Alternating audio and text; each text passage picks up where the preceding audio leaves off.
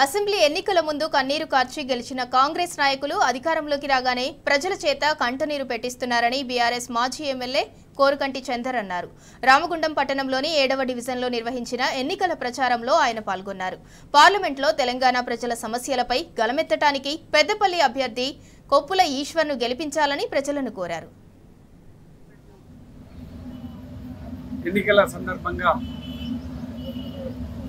రామగుండం నియోజకవర్గంలోని రామగుండం కార్పొరేషన్లో 7వ డివిజన్లో ఇక్కడ ఉన్నటువంటి ప్రతి ఇంటికి ప్రతి గడపకు వెళ్ళి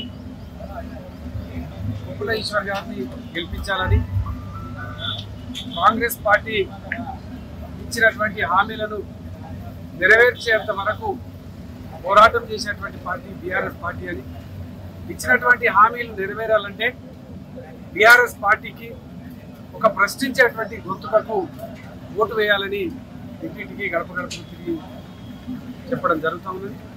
ఇలా ఓట్లు వేసిన తర్వాత ఓట్లు అడిగేటప్పుడు ఈ కాంగ్రెస్ పార్టీ మాట్లాడినటువంటి తీరు వేరు, ఇలా ఓట్లు పడ్డ తర్వాత గెలిచిన తర్వాత వీళ్ళ తీరు వేరే విధంగా ఉన్నది. ఆడవాడేమో ఓట్ల కోసం ఏడ్చారు, ఈరోజేమో ఓటర్లనే ఏడిపించేటువంటి పరిస్థితులలో ఇలా రామగుండం నియోజకవర్గంలో కాంగ్రెస్ పార్టీ విధానం ఉన్నది. తప్పకుండా ప్రజలు ఇలా తప్పకుండా ప్రశ్నించాలి.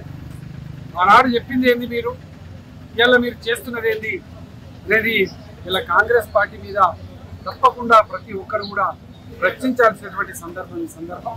తప్పకుండా రేపు జరగబోయేటువంటి ఎన్నికలలో బీఆర్ఎస్ పార్టీకి ఓటు వేసి ఈ ప్రాంతం మీద ఇక్కడ ఒక కార్మికుడిగా 26 ఏళ్ల కార్మిక వర్గంలో అత్యధిక మంచి సంబంధాలుండి ఈ ప్రాంతంలో ఉద్యమాల కోసం అనేక పోరాటాలలో పాల్గొన్నటువంటి కొప్పుల ఈశ్వరన్న గెలిచినట్టయితే సామాన్యులకు అందరికీ కూడా అందుబాటులో ఉంటాడు. కాబట్టి ఈశ్వరన్నను గెలిపించాలని ఇంటింటికి గడప గడపకి ఇలా ప్రచారం చేసుకుంటూ తిరగడం జరుగుతూ ఉంది.